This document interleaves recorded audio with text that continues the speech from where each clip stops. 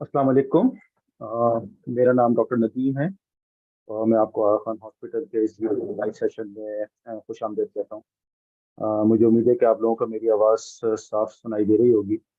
और अब इसके साथ ही हम आज के सेशन का आगाज़ करते हैं। मेरा नाम डॉक्टर नदीम है, जैसे कि मैंने बताया। मैं आगा खान हॉस्पिटल में एक वैस्कुलर सर्जन हूँ और इस वक्त मेरे साथ मेरे जो साथी मॉडरेटर हैं डॉक्टर जुनैद इकबाल हैं, जो एक काफ़ी सीनियर रेडियोलॉजिस्ट हैं।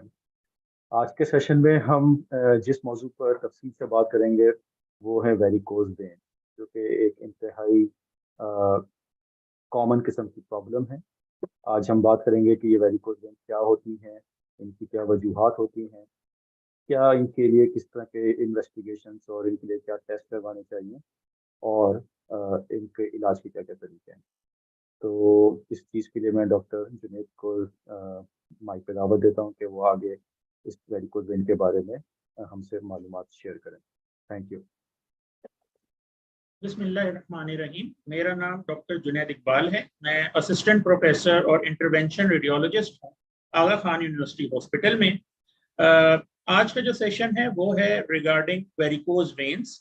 तो वेरिकोज वेन एक ऐसी कंडीशन होती है जिसमें हमारी टांगों में जो खून की नालियां या ब्लड वेसल्स होती हैं वो फैल जाती हैं, डायलेट हो जाती हैं या सूज जाती हैं, जिसके बाद से वो खून की नालियां हमारे पैरों के स्किन के नीचे नजर आना शुरू हो जाती हैं या महसूस होनी शुरू हो जाती हैं।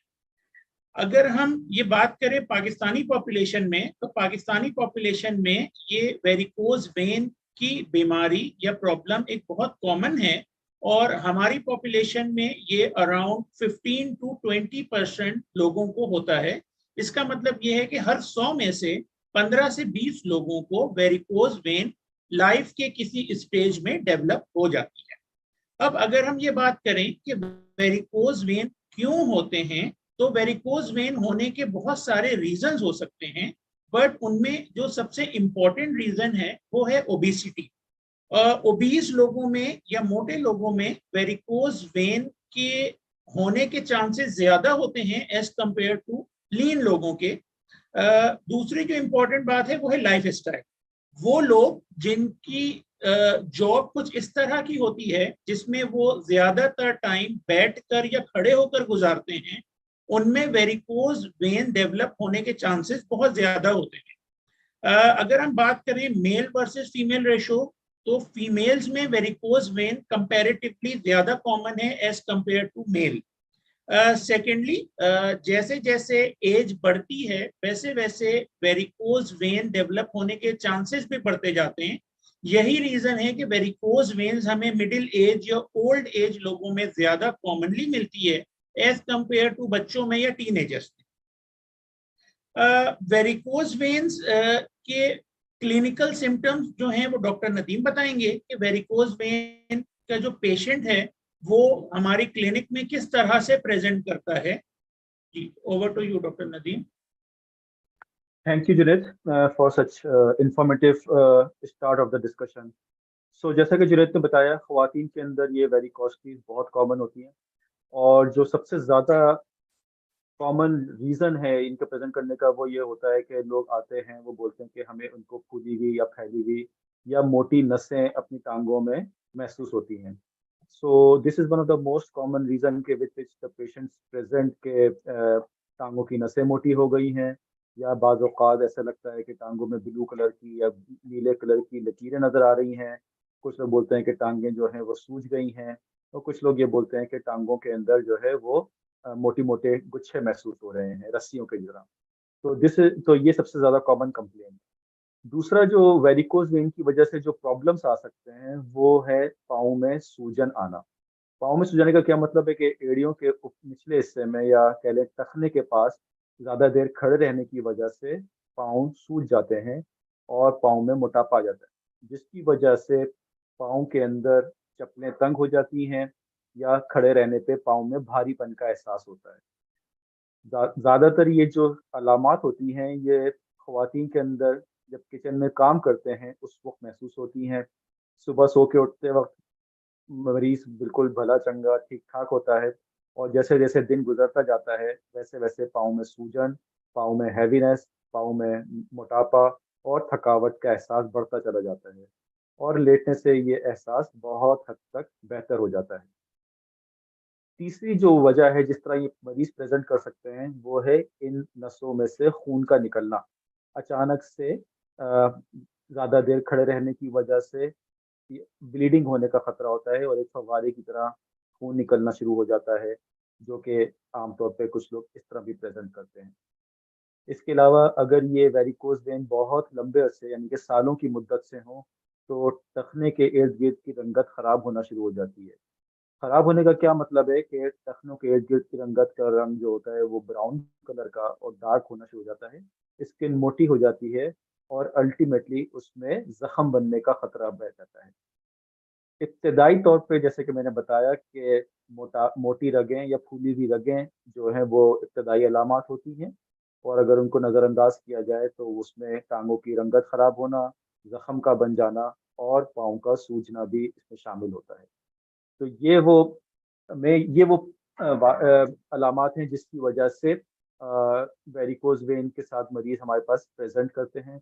पाँव में दुखन का एहसास होता है, पाँव के अंदर हैवीनेस या सख्ती या पाँव फटने जैसी कैफ़ियत की भी जो है वो मरीज़ अक्सर शिकायत करते हैं। तो ये कैफ़ियत को दिमाग में रखना ज़रूरी है और ज़्यादातर मरीज़ हमारे क्लिनिक में लोग इसी तरह जो है वो आके इन अलामात का जो है वो हमें बताते हैं। अब इन इलामात जब मरीज़ में ज़ाहिर हो जाएँ, तो इसके लिए किस तरह टेस्ट करा सकते हैं? क्या टेस्ट कराने की ज़रूरत है? कौन से टेस्ट होने चाहिए? इनके बारे में डॉक्टर जुनैद आपको आगाही देंगे। शुक्रिया। Thank you doctor Nadeem. अच्छा, वेरिकोज वेन, जैसे कि मैंने पहले भी बताया कि वेरिकोज वेन यूजुअली हमारे लोअर लिम्ब या टांगों को इन्वॉल्व करती है। इनिशियली जब ये स्टार्ट होती है तो वो अराउंड द एंकल या टखने के इर्द होती है, फिर वो ऊपर बढ़ते हुए टांगों को इन्वॉल्व करते हुए बिलो द नी और फिर above the knee up to the thigh तक चली जाती है। वेरिकोज वेन की डायग्नोसिस के लिए वैसे तो क्लिनिकल एग्जामिनेशन पर भी उसको देखा जा सकता है, बट वेरिकोज वेन की एग्जैक्ट डायग्नोसिस या कॉन्फिडेंट डायग्नोसिस के लिए जो इमेजिंग मोडेलिटी है या बेस्ट इन्वेस्टिगेशन है वो है अल्ट्रासाउंड। अल्ट्रासाउंड में एक स्पेसिफिक अल्ट्रासाउंड होता है जिसको कहते हैं अल्ट्रासाउंड डॉपलर एग्जामिनेशन, जो हर एडवांस अल्ट्रासाउंड की मशीन में इनबिल्ट सॉफ्टवेयर होता है और उस अल्ट्रासाउंड डॉपलर की मदद से हम वेरिकोज वेन की ना तो सिर्फ डायग्नोसिस करते हैं बल्कि वेरिकोज वेन की एक्सटेंशन भी बता सकते हैं कि वेरिकोज वेन कहां से कहां तक उसकी इन्वॉल्वमेंट है, जो कि आगे वेरिकोज वेन की मैनेजमेंट या इलाज के लिए एक प्रॉपर डिटेल्ड डॉपलर अल्ट्रासाउंड की नीड पड़ती है। अल्ट्रासाउंड डॉपलर एग्जामिनेशन पे ना तो सिर्फ हम वेरिकोज वेन को डायग्नोस करते हैं बल्कि उसके साथ जो कॉम्प्लिकेशंस होती हैं वो भी अल्ट्रासाउंड की मदद से उसको पिक या डिटेक्ट किया जा सकता है। जैसे कि किसी खून की नाली में ब्लड क्लॉट का होना, ये एक नॉन कॉम्प्लिकेशन होती है वेरिकोज वेन में। उसके अलावा वेरिकोज वेन क्योंकि हम पूरे लिम्स के अल्ट्रासाउंड कर रहे होते हैं तो उसके साथ सूजन के जो दूसरे कॉजेज होते हैं वो भी हम अल्ट्रासाउंड डॉपलर की मदद से इजिली डायग्नोस कर सकते हैं। और अल्ट्रासाउंड डॉपलर की जो फैसिलिटी है वो यहाँ हमारे आगा खान हॉस्पिटल में अवेलेबल है और ये मोस्ट एडवांस मशीन हमारे पास अवेलेबल है जिसके थ्रू हम अल्ट्रासाउंड डॉपलर एग्जामिनेशन करते हैं। और ये अल्ट्रासाउंड डॉपलर एग्जामिनेशन हमारे पास प्रॉपरली ट्रेन्ड वेस्क्यूलर रेडियोलॉजिस्ट करते हैं और इस प्रॉपर अल्ट्रासाउंड के बाद एक डिटेल रिपोर्ट बनाई जाती है जिसपे ये बताया जाता है कि वेरिकोज वेन्स हैं या नहीं हैं, वेरिकोज वेन किस पार्ट को इन्वॉल्व कर रहे हैं और उसके साथ जो खून की नालियां हैं, जो दूसरी खून की नालियां हैं, उनमें ब्लड क्लॉट या कोई और एबनॉर्मेलिटी है या नहीं है। और फिर इस डिटेल रिपोर्ट में जो कंक्लूजन होता है उसकी बेसिस पर हमारे पास मैनेजमेंट या उसके इलाज का तरीका डिसाइड किया जाता है, जो कि डॉक्टर नदीम बताएंगे। शुक्रिया जुनैद। जैसे कि जुनेद ने बताया कि अल्ट्रासाउंड का बड़ा इम्पोर्टेंट रोल है वेरिकोज वेन की डायग्नोसिस में और मैनेजमेंट में। अच्छा, इसमें कोई शक नहीं है कि जो वेरिकोज वेन है ना, उसकी डायग्नोसिस जो होती है वो क्लिनिकल एग्जामिनेशन के ऊपर होती है, जो मरीज प्रेजेंट करते हैं कि फूली हुई वेन्स के साथ। बट उसके, और जैसे कि डॉक्टर जुनेद ने ये बताया कि हर 5 में से एक मरीज के अंदर वेरिकोज वेन हमारे यहाँ पाई जाती हैं। इसका मतलब ये हुआ कि ये एक बहुत ही कॉमन प्रॉब्लम है। कॉमन प्रॉब्लम होने की वजह से क्या हर मरीज का इलाज करना चाहिए या नहीं करना चाहिए, ये एक बड़ा इंपॉर्टेंट सवाल है। और किस मरीज का इलाज करना चाहिए, ये जो चीज इसमें सबसे ज्यादा अहम किरदार अदा करती है वो है क्या मरीज को उन वेरिकोज वेन की वजह से तकलीफ है या नहीं। और क्या तकलीफ है, तो जैसी मैंने आपको बताया पिछली अपनी सेशन के अंदर के पाँव में सूजन आना, पाँव की रंगत खराब होना, पाँव में जख्म बनना, और मरीज का खड़े होने पे पाँव में दर्द का एहसास होना। तो ये वो फैक्टर्स हैं जो हमें इस बात पे गाइड करते हैं कि किस मरीज को इलाज की ज़रूरत है या नहीं है। अल्ट्रासाउंड एक बहुत अहम रोल प्ले करता है मरीजों की डायग्नोसिस में और इलाज की तयन में कि किस तरह का इलाज किस मरीज के लिए सुइटेबल है। अब अगर हम इलाज की बात करें तो इलाज के अंदर पहली चीज है कि लाइफ स्टाइल चेंजेस। जैसे कि हमने बताया, मोटापा या वजन का ज्यादा होना एक बहुत अहम हिस्सा है, इसके अंदर बहुत अहम एटियोलॉजी है।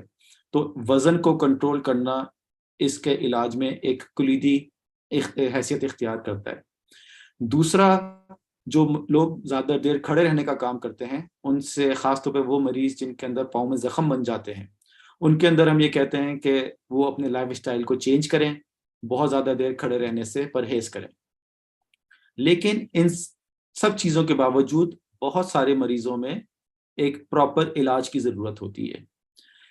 इलाज में अनफॉर्चुनेटली कोई ऐसी दवाई अब तक नहीं है जिसके साथ ये बीमारी का मुस्तकिल तौर पे खात्मा हो सके। तो अल्टीमेटली हमारे पास इलाज के 2 ऑप्शंस रह जाते हैं। पहला इलाज का ऑप्शन है नॉन ऑपरेटिव तरीके से, बगैर ऑपरेशन के इलाज। इसके अंदर जो सबसे इम्पोर्टेंट चीज है वो है स्टॉकिंग्स। स्टॉकिंग से खास तरह के मोजे होते हैं जो कि आपके पाँव में एक दबाव की कैफियत को बरकरार रखते हैं। इन स्टॉकिंग्स को सुबह के टाइम पे पहन लिया जाता है और शाम तक, रात को सोने से पहले इनको उतार दिया जाता है। ये पाँव के पंजे से शुरू होती हैं और एक मुस्तकिल दबाव की कैफियत ऊपर रानों तक दे के रखती हैं, और इससे अक्सर मरीजों के सिम्टम्स बहुत अच्छे रिजॉल्व हो जाते हैं। जहां ये स्टॉकिंग की अच्छी बात यह है कि इसमें ऑपरेशन की ज़रूरत नहीं होती, लेकिन इसका साथ मसला ये है कि ये पूरी ज़िंदगी के लिए मुस्तकिल तौर पे पहननी पड़ती है और ये बीमारी को जड़ से ख़त्म नहीं करती है। तो ऐसे मरीज जो कि ऑपरेशन के लायक ना हो या जो ऑपरेशन के लिए तैयार ना हो, उनके अंदर ये स्टॉकिंग्स एक अच्छी इलाज के तौर पे समझी जाती है। जो इस वेरिकोज वेन का जो बेहतर इलाज वो ऑपरेशन के जरिए है। ये एक छोटे दर्जे का ऑपरेशन है जिसमें मरीज की टांग को या जान को कोई खतरा नहीं होता है, और इन वेरिकोज वेन के गुच्छों को हम उस ऑपरेशन के जरिए निकाल देते हैं। ये ऑपरेशन 2 तरीके से किया जाता है। पहले ज़माने में एक छोटे से कट के ज़रिए जो रान में दिया जाता था, उसके एक छोटा सा कट होता था, वहाँ से वेरिकोज वेन के गुच्छों को निकाला जाता था। आजकल नए ज़माने में ये काम लेज़र के ज़रिए या एक तार के ज़रिए किया जाता है। आगा खान अस्पताल के अंदर हमारे पास ये दोनों फैसिलिटीज़ मौजूद हैं, और अब हमने ये ऑपरेशन तार के ज़रिए बहुत बाकायदगी से करना शुरू कर दिया है।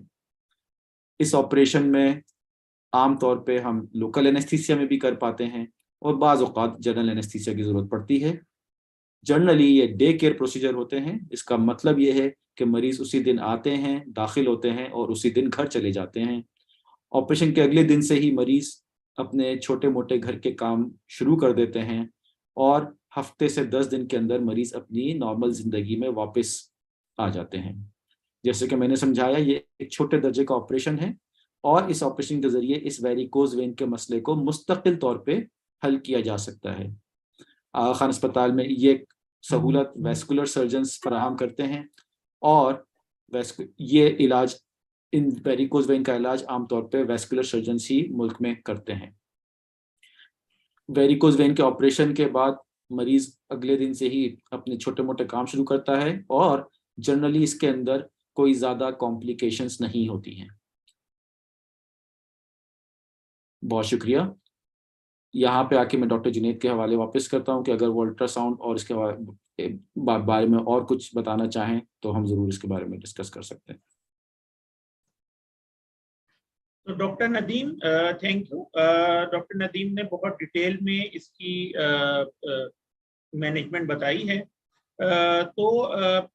वो सारे पेशेंट्स या वो सारे लोग जिनको ऐसा लगता है कि उनमें खून की नालियां फैल रही हैं, या उनके पैरों में कुछ नालियों की तरह की कोई चीज हाथ लगाने पे महसूस हो रही है, स्किन डिस्कलर हो रहे हैं या स्किन का कलर चेंज हो रहा है, या उनके चलते हुए उनके पैर सूज जाते हैं या उनके पैरों में दर्द होना शुरू हो जाता है, तो वो फौरी अपने डॉक्टर से रुजू करें और उनके एडवाइस के मुताबिक अल्ट्रासाउंड डॉप्लर परफॉर्म करवाएं। और उस अल्ट्रासाउंड डॉप्लर जो वेरिकोज वेन के लिए स्पेसिफिक अल्ट्रासाउंड होता है, उसकी बेसिस पर मैनेजमेंट प्लान करें। और जितनी अर्ली डिटेक्शन होती है उतने ट्रीटमेंट ऑप्शन ज्यादा होते हैं, और उतना रिकवरी पीरियड जल्दी होता है, और उतना ज्यादा जितना डिले करेंगे उतनी ज्यादा इसके कॉम्प्लिकेशन के चांसेस ज्यादा होते जाते हैं। इसमें मैं ये बात जरूर ऐड करूंगा कि 2-3 चीजें जो मेरे ख्याल से डिस्कस करना जरूरी है कि जीनियाती तौर के ऊपर कितना रोल है, यानी कि एक खानदान में वालिद से वालिदैन से ये बीमारी अपने बच्चों में किस तरह जा सकती है। तो यकीनी तौर पे जो हेरिडिटरी या जीन्स का वाज़ेह रोल है इन वेरिकोज वेन के बनने में। इसके अलावा ये बीमारी उन लोगों में होती है जिनके खड़े रहने का काम है, जैसे कि सोल्जर्स हैं, टीचर्स हैं, या शॉपकीपर्स हैं जो दुकानदार होते हैं, उनके अंदर ये बीमारी आमतौर पर ज़्यादा पाई जाती है। ख़वातीन के अंदर जैसे कि जुनैद ने बताया ये ज़्यादा होती है हार्मोन्स, बेसिकली हार्मोनल फैक्टर्स की वजह से। तो ये 2-3 बातें। इसके अलावा जो मैंने इलाज की बात की, तो इलाज के अंदर जैसे कि मैंने ऑपरेशन का बताया, तो ऑपरेशन के अलावा कुछ लोग होते हैं जिनके अंदर वेरिकोज वेन बहुत इब्तदाई दर्जे की होती हैं, बट उनको वो देखने में बुरी लग रही होती हैं। तो ये भी एक वाज़ेह तौर पे इंडिकेशन है कि इलाज किया जाए कॉस्मेटिक पर्पसेस के लिए। और अगर वेरिकोसिटीज बहुत छोटे दर्जे की हैं तो उसके अंदर हम सिर्फ इंजेक्शन डाल के भी ये इलाज कर सकते हैं, और ये एक बज़ाहिर बहुत ही बेज़रर सा इलाज होता है, और जिसके बाद ये नसें मुकम्मल तौर पे गायब हो जाती हैं। तो इसके अलावा जब ऑपरेशन कर लिया जाता है तो ऑपरेशन के बाद 3 दिन के बाद मरीज को हम अपने क्लिनिक में देखते हैं। जो छोटी मोटी ड्रेसिंग्स होती हैं वो 3 दिन के बाद हम उतार देते हैं और मरीज को अपनी नॉर्मल जिंदगी में शामिल होने का मशवरा देते हैं। तो डॉक्टर जुनैद, क्या आप इस छोटी सी चीज़ों को, ये जो हमने डिस्कस किया है, मुख्तसर सा जो हमने वेरिकोज वेन के ऊपर लोगों को एक अवेयरनेस दी है, इसको काइंडली आप 5 मिनट्स में समराइज करना चाहेंगे? जी, थैंक यू। तो वेरिकोज वेन का जो पूरा हमारा ये डिटेल्ड सेशन था, जिसमें पब्लिक अवेयरनेस भी थी और उसमें हमने जितनी सर्विसेज यहाँ अवेलेबल हैं वो हमने इन डिटेल बताया। तो इन समरी ये है कि वेरिकोज वेन एक बहुत कॉमन बीमारी है जो तकरीबन 20% लोगों में होती है, और इसकी अर्ली डिटेक्शन और अर्ली इन्वेस्टिगेशन और early management is very important for good results.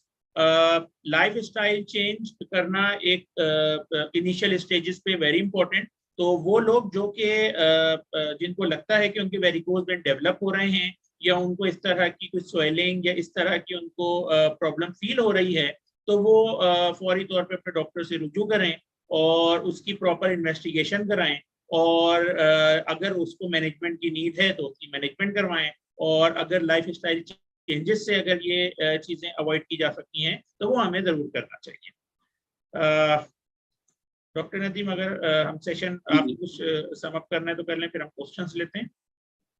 मेरे ख्याल से आपने काफ़ी अच्छे तरीके से इसको समराइज कर दिया है। यहाँ पे मैं एक सवाल देख रहा हूँ, एक खातून का सवाल है कि वो प्रेग्नेंट हैं और वो अपनी वेन्स को बल्ज आउट फील करती हैं, तो उसके लिए क्या करना चाहिए। बहुत ही अच्छा सवाल है। प्रेगनेंसी इटसेल्फ एक रिस्क फैक्टर्स है, तो ऐसे लोग जिनके अंदर वेरिकोज वेन बनने की सलाहियत मौजूद हो जेनेटिकली, उनके अंदर प्रेगनेंसी जो है वो वेरिकोज वेन के बढ़ने को ट्रिगर करती है। और ये सारा का सारा जो खेल है ये बेसिकली हार्मोन्स की वजह से होता है। तो ऐसे मरीज हमारे पास अक्सर आगा खान अस्पताल में आते हैं। हम उनको ये मशवरा देते हैं कि प्रेगनेंसी चूंकि एक प्रिसिपिटेटिंग फैक्टर है फॉर वेरिकोस्टीज, और उस प्रेगनेंसी के अंदर किसी भी किस्म का इलाज जो है या एक्टिव इलाज जो है वो करना अक्लमंदी नहीं है। तो अगर कि ये वेरिकोस्टीज जनरली होता यह है कि प्रेगनेंसी के साथ साथ बढ़ती हैं, और एक दफ़ा जब प्रेगनेंसी हो जाती है, डिलीवरी हो जाती है, उसके बाद ये आमतौर पर रिग्रेस भी कर जाती हैं, और कुछ लोगों में बिल्कुल ख़त्म हो जाती हैं, कुछ लोगों में 50%, 60% या 70% तक रिग्रेस करती हैं। तो अगर किसी मरीज को जो कि प्रेग्नेंट हो और वेरिकोज वेन की वजह से पाँव में तकलीफ है, तो बेहतर इलाज ना तो इंजेक्शन लगवाने चाहिए, उनके लिए बेहतर इलाज स्टॉकिंग्स पहनना है। स्टॉकिंग्स जो है वो मरीज को काफ़ी ज़्यादा हद तक सिम्टोमेटिक रिलीफ, पेन में जो है ना वो दूरी कर देती है। और एक दफ़ा जब प्रेगनेंसी ख़त्म हो जाए और उसके बाद 6-8 महीने गुजर जाएं और वेरिकोज वेन परसिस्ट करे, तो यकीनी तौर पे वेस्कुलर सर्जन के पास विजिट करना चाहिए क्लिनिक के अंदर, और उनसे उनकी राय लेनी चाहिए। बट एटलीस्ट 6 महीने के बाद ये फैसला करना चाहिए कि वेरिकोज वेन के क्या सूरत हाल है, क्योंकि 6 महीने तक प्रेगनेंसी के बाद वेरिकोज वेन आहिस्ता आहिस्ता ख़त्म हो जाती हैं या काफ़ी कम हो जाती हैं दर्जे के अंदर। तो ये एक खातून ने सवाल किया था जिसका मैंने तफसील से जवाब दे दिया है। If there are any other questions, we are more than happy to answer those. Dr. Junaid, you want to add anything? इसी क्वेश्चन पे मैं एक और आंसर दे दूं कि अल्ट्रासाउंड एक ऐसी इन्वेस्टिगेशन है जिसमें हम कोई भी शुआओं का इस्तेमाल या रेडिएशन का इस्तेमाल नहीं करते, और ये एक बहुत सेफ इमेजिंग टेक्निक है। और ये जो अल्ट्रासाउंड है ये प्रेगनेंसी में भी करवाया जा सकता है, बच्चों में भी करवाया जा सकता है, और इसके कोई हार्मफुल इफेक्ट या साइड इफेक्ट नहीं होते, जैसा कि एक नॉर्मल पेशेंट का कंसर्न होता है कि एक्सरे है तो ये बच्चों का नहीं कराया जा सकता या प्रेगनेंसी में नहीं कराया जा सकता। तो क्योंकि एक्सरे में रेडिएशन यूज होती है बट अल्ट्रासाउंड में कोई रेडिएशन इस्तेमाल नहीं होती, और ये सेफली किसी भी एज में कराया जा सकता है। एक और सवाल है, my father is aged and a little obese, his veins bulge out and are a cause of concern for me. What he when he runs but he has no pain or irritation, what to do? जी बिल्कुल, आपको clinic visit करना चाहिए। जरूरी नहीं है कि varicose vein के वजह से कोई प्रॉपर इसके सिम्टम्स भी हों। एक जस्ट डिस्कम्फर्ट का होना ये भी एक वेरिकोज वेन के सिम्टम्स में आता है, और वो एजेड हैं और वो उनको लगता होगा थकने की वजह से पेन हो रहा है, तो ये पेन का भी कॉज वो हो सकता है वेरिकोज वेन। तो आप क्लिनिक विजिट करें और प्रॉपर एग्जामिनेशन करवाएं, इनका अल्ट्रासाउंड होना चाहिए, और उसके बाद से ये डिसाइड किया जाएगा कि इनकी फर्दर मैनेजमेंट होनी चाहिए या नहीं होनी चाहिए। एक और क्वेश्चन है, what other condition can be diagnose through Doppler? जी, डॉपलर जो अल्ट्रासाउंड होता है वो ब्लड वेसल्स या खून की नालियों का होता है। जो नेक की खून की नालियों से लेकर टोस की खून की नालियां जितनी भी हैं, उनकी किसी भी किस्म की एबनॉर्मेलिटी को डॉपलर पे डिटेक्ट किया जा सकता है।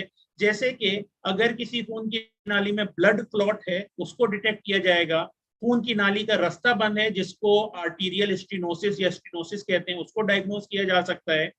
वो बच्चों में बहुत सारे खून की नालियों की बीमारी होती है जो कंजेनाइटल होती है या बाय बर्थ होती है, जिसको हीमेंजियोमा या एवीएम वगैरह कहते हैं, उसको भी डायग्नोज डॉपलर पे किया जा सकता है। तो डॉपलर सिर्फ वेरिकोज वेन के लिए नहीं होता, खून की बॉडी के अंदर जितनी भी खून की नालियां हैं उसकी हर तरह की डिजीज की डायग्नोसिस डॉपलर पर इजीली की जा सकती है। इसमें मैं कुछ ऐड करना चाहूँगा, बहुत ही इंपॉर्टेंट सवाल है ये जो लिखा है कि father is aged and obese, veins bulge out. तो बाज़ औक़ात वेरिकोज वेन नज़र आ रही होती हैं, और चूँकि बहुत सालों से नज़र आ रही होती हैं और जनरली पेशेंट्स को तकलीफ़ या दर्द की कैफियत या एहसास नहीं होता, तो हम समझते हैं कि ये कोई मसले की बात नहीं है। इस बात के ऊपर तवज्जो से ये बात हमें नोट करनी चाहिए कि वेरिकोज वेन अगर बहुत लंबे अरसे से हो तो उसके साथ, जैसे मैंने समझाया और बताया, कि पाँव की रंगत बहुत गैर महसूस तरीके से ख़राब होती जाती है। और ये जो पाँव की रंगत ख़राब होने का जो मैं तस्करा कर रहा हूँ, ये इरिवर्सिबल है। इस बात का मतलब क्या है कि बाज़ औक़ात अगर आप वेरिकोज वेन का इलाज करा भी लें तो वो पाँव की रंगत का जो कलर है, वो जो ब्राउन हो जाता है, वो सही नहीं होगा। और ये जो ब्राउन कलर की जो पाँव की रंगत है ना, ये अल्टीमेटली जख्म बनने के लिए बहुत इम्पोर्टेंट है। तो हम चूंकि पाँव को रोजाना देख रहे होते हैं तो हमें लगता है कि पाँव बिल्कुल फर्स्ट क्लास है, बट ऐसी सूरत में जैसा कि जुनैद ने बताया कि डॉक्टर से या वैस्कुलर सर्जन से मुलाकात कर लेना हर लिहाज से बेहतरीन फैसला होगा। तो बाज़ औक़ात हम इस चीज़ को फॉर ग्रांटेड ले लेते हैं या हमें एहसास नहीं होता, लेकिन किसी माहिर वैस्कुलर सर्जन से मिल लेना हमेशा बेहतर होगा। एक सवाल है कि discuss how one can prevent these. So unfortunately there is no such medicines या कोई ऐसा लाइफ स्टाइल मॉडिफिकेशन नहीं है कि हम बोलें कि ये करेंगे तो ये वेरिकोज वेन नहीं होंगी। कोई मेडिसिन आज तक नहीं बनी है जो कि इन वेरिकोज वेन को बनने से रोक सके। हाँ, जो जैसा कि हमने कहा कि ओबेसिटी, मोटापा एक इम्पॉर्टेंट रिस्क फैक्टर्स है, तो उसके अंदर इंसान को अपने वजन को काबू में या कंट्रोल में रखना चाहिए। और अगर चलने फिरने की जहाँ तक बात है तो कोई ऐसे बहुत देर तक खड़े ना रहें। बट अगेन, ये जो कहना है कि बहुत देर तक खड़े ना रहें, खासतौर पर जवान लोगों के लिए ये प्रैक्टिकली पॉसिबल नहीं होता है, क्योंकि जॉब की कुछ रिक्वायरमेंट्स ऐसी होती हैं जो जैसे टीचर्स हैं या सोल्जर्स हैं, उसमें काम ही खड़े रहने का है। सो अनफॉर्चुनेटली कोई ऐसा इलाज या कोई तरीका या कोई ऑपरेशन नहीं है जिससे हम इनको बनने से रोक सकें। हाँ, जब ये नजर आना शुरू हो जाए तो इनको इलाज और तवज्जो जल्द से जल्द देनी चाहिए। इसी तरह किसी ने सवाल किया है कि डिस्कस लाइफस्टाइल चेंजेस। तो ये मैंने जैसा कि अभी बताया कि क्या लाइफस्टाइल चेंजेस हो सकते हैं, तो ये इम्पोर्टेंट है। जो कोई ऐसे लोग, खासतौर पर ख़वातीन जो कि किचन में काम करते हैं और उनको वेरिकोज वेन है, तो उनको मैं ये मशवरा दूंगा कि थोड़ी देर खड़े रहने के बाद बैठ जाया करें। अगर बैठें तो सामने एक स्टूल रख लें ताकि टांग सीधी रहे, और रात को सोते हुए टांग के नीचे 2 तकिए रख लें ताकि टांग थोड़ी सी ऊपर है, जिससे इनके सिम्टम्स की रेजोल्यूशन में इनको हेल्प मिलेगी। सिमिलरली अहम चीज़ दूसरी ये है कि अगर कभी कि जिनका वज़न ज़्यादा है उनको वज़न को कंट्रोल करना चाहिए।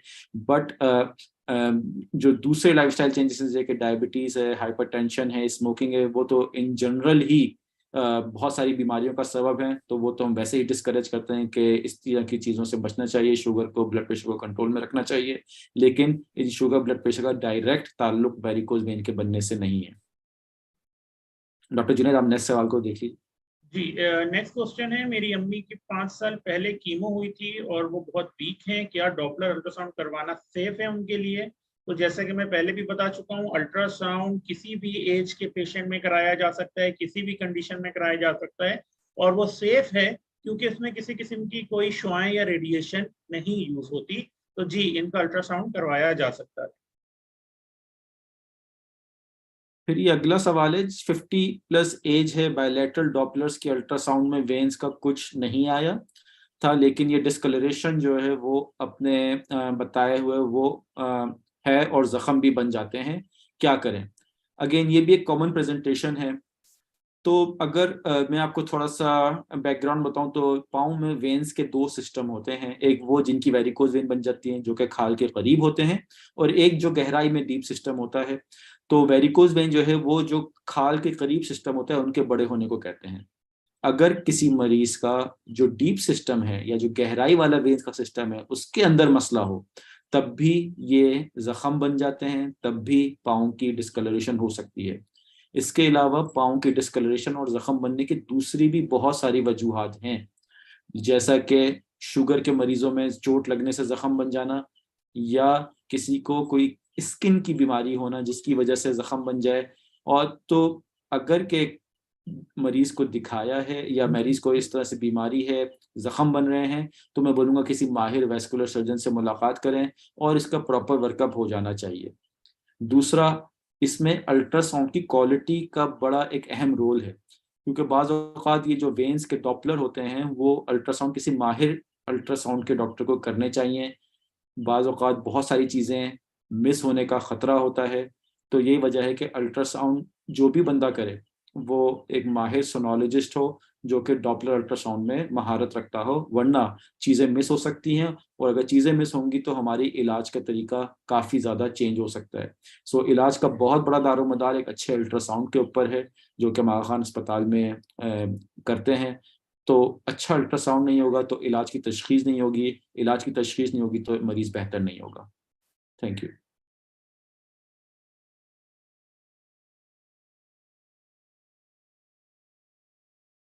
जुनैद, कोई पूछ रहे हैं कि अल्ट्रासाउंड की प्राइस क्या है, तो आप कुछ इस बारे में बता सकते हैं? हमारे अल्ट्रासाउंड की प्राइस डिपेंड करता है, वेरिकोज का अल्ट्रासाउंड है, वेन का अल्ट्रासाउंड है, बट एक लिम्ब का अल्ट्रासाउंड बिटवीन 10 to 15,000 का होता है। यस, डिस्काउंट अवेलेबल है जो आपको यहाँ आके विजिट करना पड़ेगा और उसके बाद से आपको डिस्काउंटेड प्राइस यहाँ पे बता दी जाती है।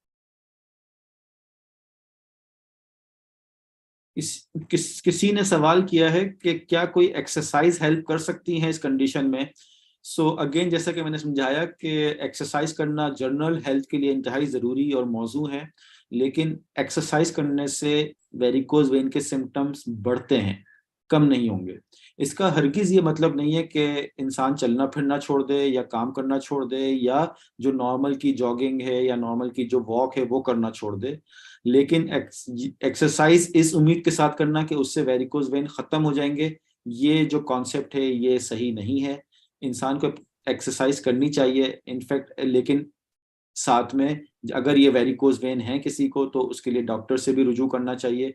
और अगर ये चलना फिरना या कोई जॉगिंग करता है और उनको वेरिकोज वेन है तो मैं उनको मशवरा दूंगा कि वो स्टॉकिंग्स पहन के, जो मोजे हमने बताया, वो स्टॉकिंग्स पहन के जॉगिंग करें या वर्कआउट करें। तो लेकिन कोई ऐसी एक्सरसाइज नहीं है जो इन बीमारी को जड़ से ख़त्म कर दे। तो एक्सरसाइज में अपेरेंटली जो है वो कोई बहुत खातिर ख्वाह इस बीमारी के लिए इलाज के तौर पे हम इसको रिकमेंड नहीं करते हैं।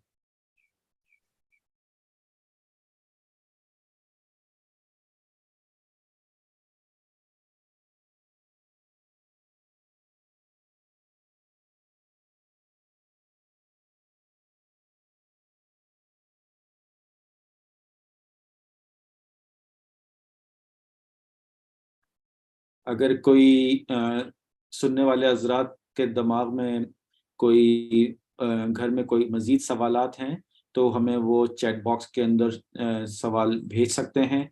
हम पूरी कोशिश करेंगे कि हम आपको तसल्ली बख्श जवाब दे सकें।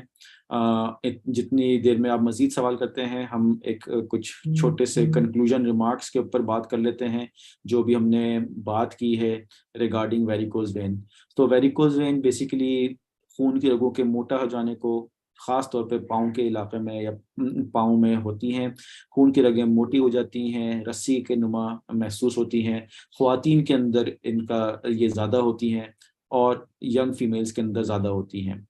इनके रिस्क फैक्टर्स के अंदर वज़न का ज़्यादा होना, प्रेगनेंसी में या फीमेल्स के अंदर हार्मोनल चेंजेस होना, और मर्दों के अंदर जो ऐसे लाइफ स्टाइल या ऐसे प्रोफेशन जिसमें खड़े रहने का काम ज़्यादा है, ये उन लोगों में ज़्यादा होती है। इसके अलावा हेरिडिटी फैक्टर भी मौजूद है कि ख़ानदान वालिद वालदैन से बच्चों के अंदर भी ये आ सकती हैं। आम तौर पे मरीज़ जो है वो क्लिनिक में या ओपीडी में प्रेजेंट करते हैं कि उनको उभरी हुई नसें नमूदार महसूस होती हैं, बाज़ लोगों को पाँव में तकलीफ़ होती है, पाँव में सूजन होती है, और जब लंबे अरसे से ये वेरिकोज वेन डेवलप हो कई सालों से, तो पाँव की खाल की रंगत चेंज हो जाती है, खाल की सख्ती आ जाती है और उसमें अल्टीमेटली ज़ख्म बन जाते हैं। कभी कभी पाँव के अंदर से या इन नसों से ब्लीडिंग भी हो सकती है।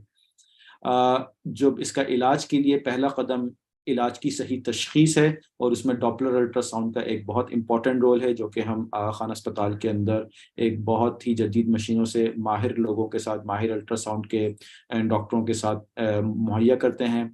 और इसके अल्ट्रासाउंड पे जब इलाज की बीमारी की तशख़ीस हो जाती है तो फिर इसका इलाज के अंदर हमारे पास दो ऑप्शंस हैं, या तो हम मुस्तकिल तौर पे स्टॉकिंग्स पहने, तो ऐसे मरीज जो कि ऑपरेशन के काबिल नहीं हैं या जो ऑपरेशन के लिए राज़ी नहीं हैं या जो बहुत एज जिनकी ज़्यादा है, ऑपरेशन के उनके लिए ख़तरनाक है, ऐसे मरीजों में स्टॉकिंग्स जो हैं वो हम तजवीज़ करते हैं। वरना जनरली लोगों के लिए ऑपरेशन एक सेफ इलाज है। ये छोटे दर्जे का ऑपरेशन है, आजकल के ज़माने में ये एक तार के ज़रिए और लेज़र के ज़रिए किया जाता है, और ये वाली फैसिलिटी भी आगा खान अस्पताल के जो हम लोग वैस्कुलर सर्जरी डिपार्टमेंट है वहाँ पे बहुत ही बेहतर तरीके से मुहैया की जाती हैं। ऑपरेशन में कोई टांग को या जान को ख़तरा नहीं होता है। ऑपरेशन के बाद अगले दिन से मरीज़ जो है वो चलने फिरने के काबिल होते हैं और हफ्ते या 10 दिनों में अपनी नॉर्मल ज़िंदगी में शामिल हो जाते हैं। ये ऑपरेशन इस बीमारी का मुस्तकिल इलाज होता है, और इस ऑपरेशन में कॉम्प्लिकेशन के चांसेस बहुत ही मिनिमल से हैं। यहाँ पे मैं एक और सवाल देख रहा हूँ, can varicose vein leads to losing ability to walk. तो वेरिकोज वेन से, चूंकि ये हड्डी का मसला नहीं है, जॉइंट्स का मसला नहीं है, तो वेरिकोज वेन की वजह से चलने की सलाहियत तो मुतासिर नहीं होती, लेकिन क्वालिटी ऑफ लाइफ यकीनी तौर पे बहुत जो है वो ख़राब हो सकता है। क्योंकि चलना फिरना ख़ासतौर पे यंग लोगों के लिए जो खड़े रहते हैं, जॉब पे जाते हैं, वहाँ पे उनके लिए जॉब पे जाना मुश्किल हो जाता है। ज़्यादा ख़वातीन के लिए किचन में खड़े होकर काम करना मुश्किल हो जाता है। जो लोग एक्टिव होते हैं, एथलीट्स होते हैं, उनके लिए जॉगिंग करना मुश्किल हो जाता है। तो इस वजह से पाँव को ख़तरा नहीं है, लेकिन quality of life significantly compromise हो जाती है।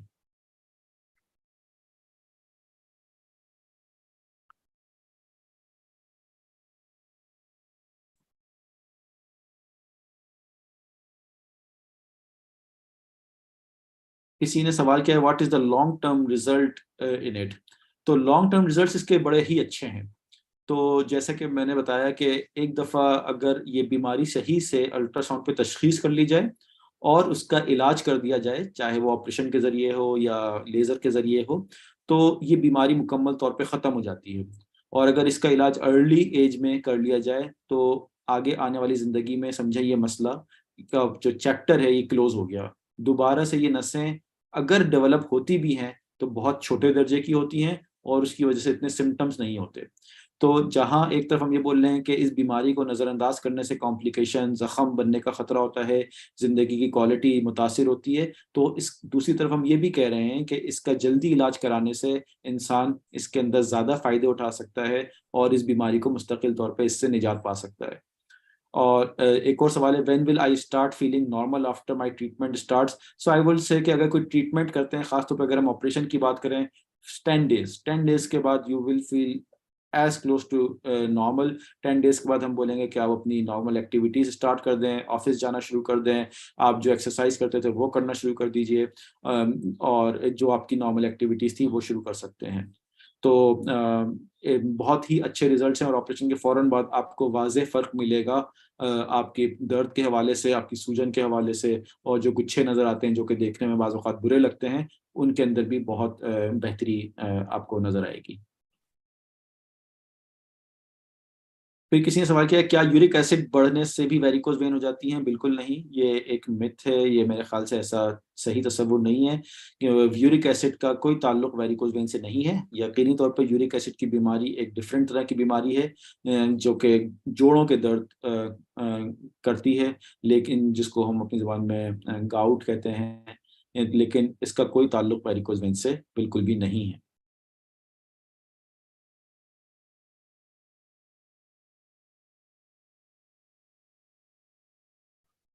जुनेद, ये आपके लिए सवाल है, अल्ट्रासाउंड के लिए आने से अल्ट्रासाउंड पहले क्या के करना लिए होगा? आने से पहले क्या करना होगा? जस्ट अपॉइंटमेंट लेना होता है। अल्ट्रासाउंड अगर लोअर लिम्ब का करवाते हैं, डॉपलर अल्ट्रासाउंड, तो उसके लिए कोई प्रिपरेशन नहीं है। जस्ट अपॉइंटमेंट लेके आपने जो स्पेसिफाइड आपको जो टाइम स्लॉट दिया हुआ होता है उस टाइम पे आपने आना होता है। अल्ट्रासाउंड परफॉर्म किया जाता है और उसके बाद से आपको भेज दिया जाता है। आई थिंक ये क्या करना होगा का इसका मतलब आई थिंक ये फास्टिंग का पूछना चाह रहे हैं। तो अल्ट्रासाउंड डॉपलर जो कि लोअर लिम्स का होता है, टांगों के अल्ट्रासाउंड के लिए किसी फास्टिंग की या किसी फर्दर प्रिपरेशन की नीड नहीं होती। इसमें मैं ये ऐड करता चलूँ, आजकल अभी रिसेंटली आगा खान हॉस्पिटल ने एक व्हाट्सएप नंबर लॉन्च कर दिया है, और उसका बहुत बड़ा फायदा ये है कि अगर अपॉइंटमेंट में आपको तकलीफ हो रही है टेलीफोन के ऊपर, तो आप उस व्हाट्सएप नंबर के थ्रू जो है वो अपना अपॉइंटमेंट अपनी मर्जी के टाइम पे और अपनी मर्जी की डेट पे बुक कर सकते हैं। तो अगर किसी वजह से फोन कोई नहीं मिल पा रहा है या फोन नहीं किया जा सकता, तो अब व्हाट्सएप नंबर जो कि हम यहाँ पे शेयर कर देंगे, तो उस व्हाट्सएप नंबर से भी डायरेक्टली अल्ट्रासाउंड डॉपलर का टाइम आगा खान अस्पताल में आप ले सकते हैं। एक और क्वेश्चन है कि आगा खान में लेडी रेडियोलॉजिस्ट हैं जो ये अल्ट्रासाउंड और ट्रीटमेंट करेंगी।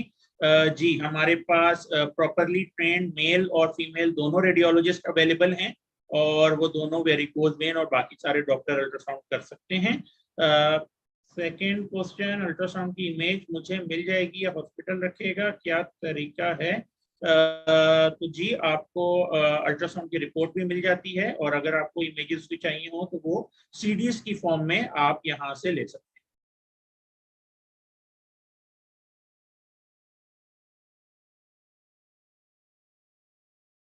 तो जुनेद, हमें बताइए कि रेडियोलॉजी में स्पेशली अल्ट्रासाउंड के अंदर यहाँ पे कुछ कार्ड्स के ऊपर कोई डिस्काउंट या उसका क्या तरीका कार है? जी, HBL कार्ड पे यहाँ पे हमारे पास डिस्काउंट होता है और वो हर अल्ट्रासाउंड पे होता है, वो डॉपलर पे भी होता है और नॉर्मल अल्ट्रासाउंड पर भी होता है। उसके लिए just at the time of payment आपने अपने कार्ड से पेमेंट करानी होती है रिसेप्शन पे और वो डायरेक्ट आपको 20-25% डिस्काउंट मिल जाता है।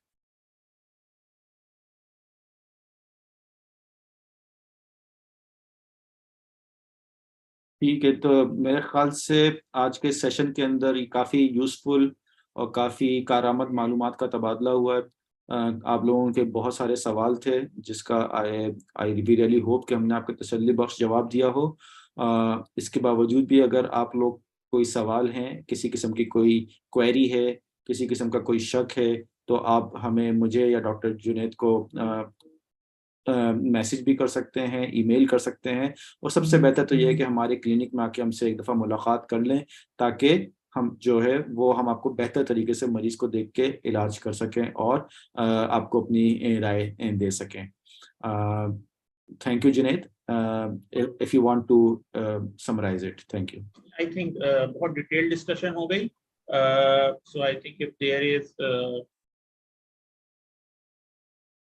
अगर कोई और क्वेश्चन नहीं है तो हम इसको कंक्लूड करते हैं। और वो सारे लोग जो कि जिन्होंने हमारे सेशन हमारा लाइव देखा, तो वो या उनके किसी जानने में अगर किसी को इस तरह के कोई सिम्टम्स होते हैं तो अर्जेंटली हमारी क्लिनिक पे विजिट करें और प्रॉपर उसको इन्वेस्टिगेट करें सो दैट कोई इसमें डिले ना हो फर्दर मैनेजमेंट। आई थिंक ये बड़ी इंपॉर्टेंट बात आपने की है। जैसे कि मैंने पहले भी बताया कि ये वो बीमारी है जो ये तकलीफ बहुत बाद में देती है, नज़र आना शुरू हो जाती है और लोग उसको अक्सर नज़रअंदाज करते हैं।